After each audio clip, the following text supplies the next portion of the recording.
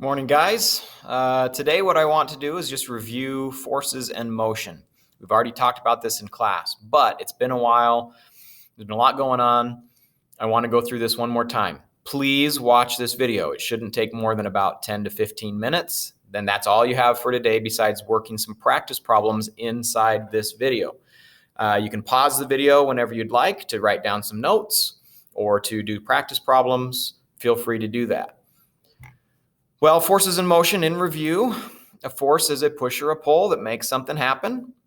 We calculate force by taking the mass of the object that is having the force applied, and you multiply it by the acceleration. For example, if you have a mass that is, I'll do it over here on the whiteboard.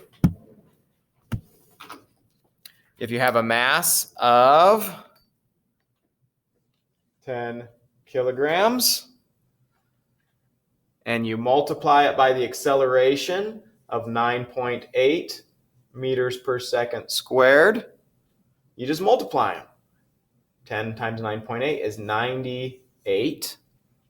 And as you can see, the units here, right there, are in newtons. So you multiply, and then you just put your answer in newtons for force. Simple. That's all there is to it. And that is simply how strong the push or pull on the object is. When you sit in your chair, there are multiple forces acting on you. The first force that you're going to notice is the force of what? What is it that's pulling you down all the time? There's a force that's always present there. What is that? It's gravity, right? And there's this other force. If you're sitting in a chair, there's this other force that's pushing up on you. And that's just the fact that when you sit in your chair actually compresses a little bit. Your weight compresses the atoms and molecules in the chair, and the chair is squeezed down. Well, what it wants to do is push back up. It wants to keep its shape. It doesn't want to be compressed. It's like a spring, really. And so when you sit on it, it pushes back up against you to try and go back to its own shape. And it pushes up with the same amount of force that gravity pulls you down with. So the lighter you are, the less the downward pull of gravity. Therefore, the less the chair compresses. And so it doesn't have to push up as hard. So they're equal, they're balanced. On the other hand, the heavier you are, the more you compress the chair because of gravity. And so the more it tries to push back up to get back to its own shape. If the force down was greater, if you were too heavy for the chair and the downward force was greater than the chair could push up with, what's going to happen? Well, you would fall through, the chair would break. And if somehow the upward force was greater, well, then you'd go flying into the air, you'd be pushed up, which isn't going to happen in a chair, but maybe on a trampoline, that would happen. Well, we talked about net force, which is the total of all the forces acting on the object. If I ask you the net force, I just want to know the overall force on the thing. If forces are in the same direction like we have here, you add them together. This guy is pushing to the right with 25 newtons, and this other guy is also pushing to the right with 20 newtons. You add them together and you get a total of what? 45 newtons. Just add those two together. Now, if they're in opposite directions, like these two elephants that are moving away from each other, well, then you simply, as it says here, subtract them. If it's 200 to the left and 200 to the right, subtract them, the net force is 0. In this case, the soccer player on the left in yellow, he kicks the soccer ball with 75 newtons. The other guy kicks with 125 newtons. The net force is, you just subtract them. So what is it? If you subtract them, it's 50 newtons that direction overall. You need to include a direction. We talked about balanced forces when we did our tug of war game. If the net force is 0, it means that the forces are balanced. And if it's anything besides 0, it's not balanced. Now, all that means, a lot of people get confused by this. And they think that if the net force is 0, that it means that the object has to be staying still. It is not moving. That's not necessarily true. It could be true. If the net force is 0, it could be just sitting there. But it could also be moving at a steady speed. Remember how we talked about this with a car? When you step on your gas pedal, you accelerate. The net force is not 0 because you speed up, speed up, speed up. You're accelerating. But then when you reach a constant speed, when the force of friction and air resistance balance out the thrust of the engine, it's balanced and you're keeping a constant speed at that point. So balance forces don't have to mean it's sitting still. It can mean that. It just means that it continues to do whatever it was doing at a constant speed, even if that's 0 or 100 miles an hour. If it's unbalanced, it means it is accelerating. It's either speeding up, slowing down, or maybe turning. In this rocket ship, there's lots of forces present. There's the thrust of the engine pushing the rocket up, which is against the force of gravity pulling it down. You need a lot of thrust to overcome that gravity because that thing's really heavy. And if that overall thrust is greater than the gravity, what does the rocket do? It accelerates up. It goes faster, faster, faster, faster, faster in an upward direction. If the force up, when the rocket is sitting there, if the force up only equaled the force down, if they were balanced, well, the rocket would continue to sit there. It only starts to move once they get unbalanced. And then if they balance again, it'll keep a constant speed. But generally, they continue to accelerate. Here's our car. What forces are there? What is it that makes the car go forward? It's the engine, right? The engine pushing forward there. But there's other forces trying to stop the car. There's, of course, on the road, there's friction. And there's the air resistance. Now, if that thrust is greater, it means your car is speeding up. If the friction and resistance are greater, it means the car is slowing down. And if they're balanced, what does that mean? Well, it means it's either stopped, car isn't moving, or it means it's keeping a constant speed if they're balanced. It could be going forward at 100 miles an hour, and if the thrust and if the friction and air resistance are equal to that, it keeps 100 miles an hour.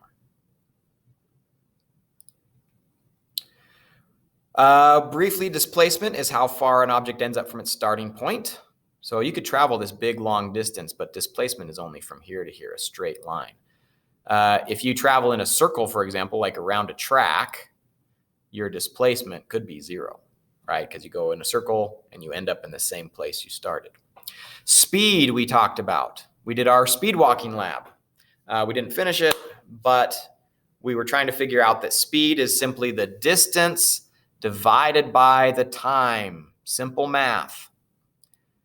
So here's a practice problem. I want you to pause your video and do this. If a train travels 200 miles in 1.5 hours, what speed is the train traveling? To solve this, you simply take your distance divided by time. So distance is 200 miles divided by 1.5 hours. If I do it over here, let's get rid of that. Let's enlarge this. So distance is 200 miles divided by 1.5 hours. Do your division, come up with your number, and your units will be these. Bring them over. Miles per hour. So you figure out 200 divided by 1.5. That's your answer.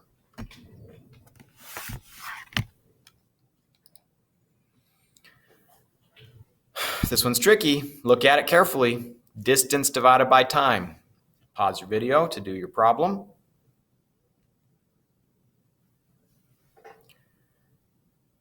Now, the thing that makes this tricky is what? If you did 120 divided by 60, you got a speed of 2. But that's wrong. Remember, I trick you by putting things in the wrong order, right? 60 divided by 120.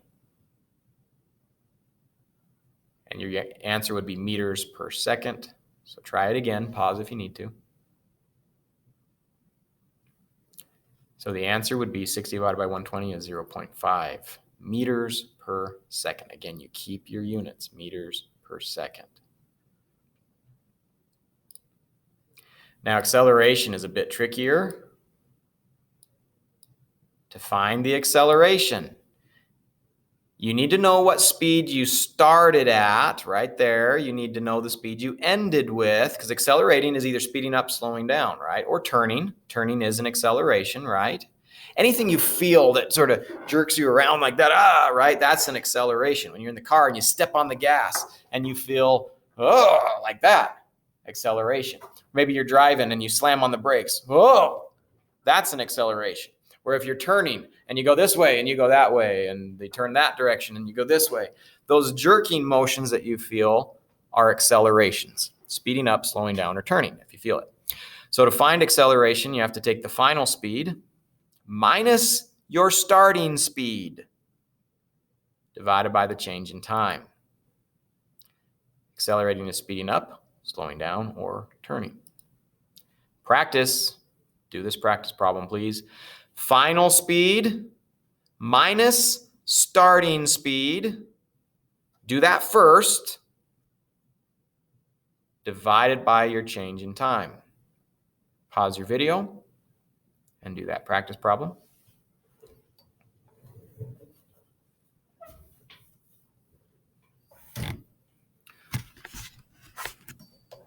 We'll go ahead and move over here to the whiteboard.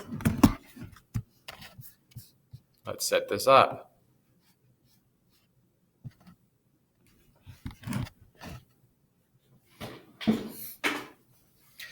So, if we do our final speed, 65. Can you see that?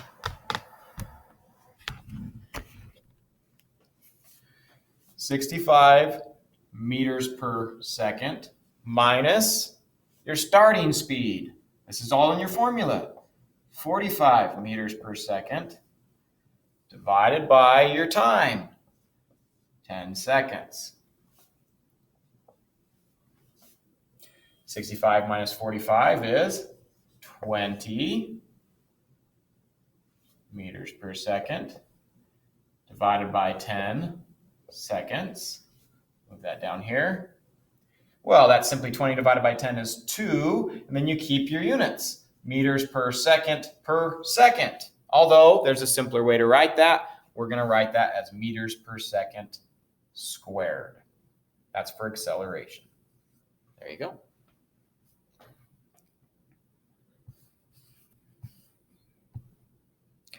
Here's another one. What you'll notice here is it's almost exactly the same problem. You might look at that and say, well, Mr. Dahl, that's the same thing. But look, your final speed minus your starting speed.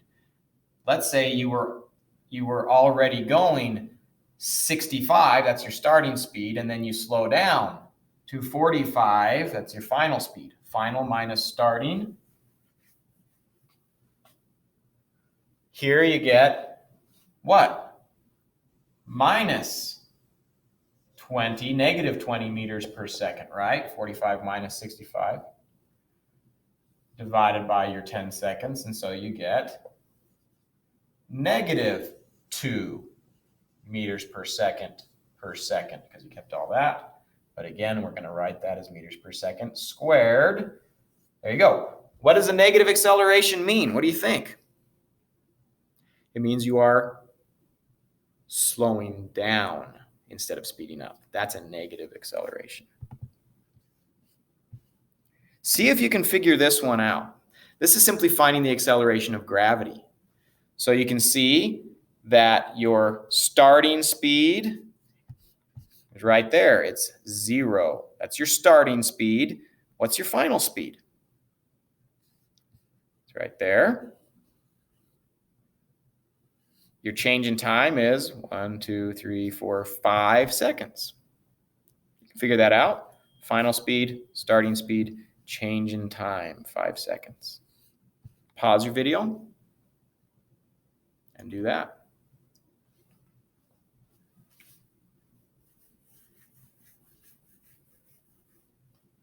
Okay, really quick, if you did your practice problem, here we go.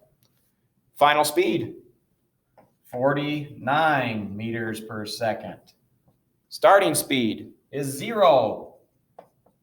Change in time, we said, was down here. It took 5 seconds.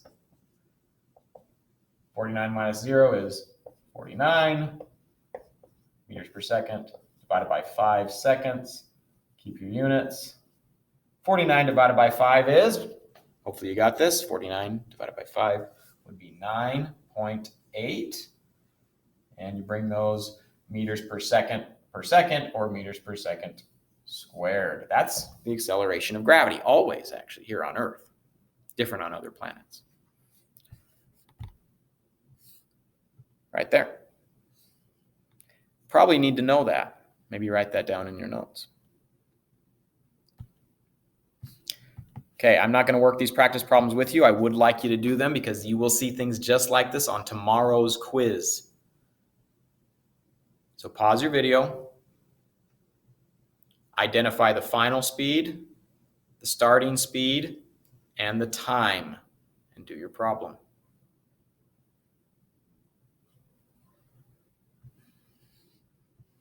Okay, hopefully you've done that.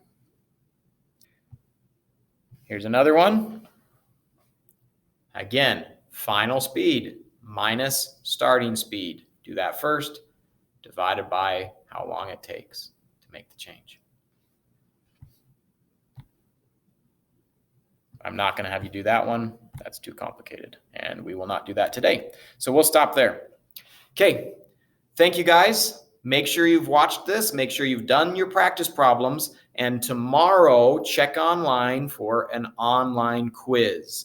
I'm going to figure out how to do it. It might be on Socrative, in which case I'll give you all the instructions tomorrow. It might just be through Google Classroom. I need to figure that out. If you have questions, please let me know. Email me. It's probably the best way to answer questions. Okay, thank you guys.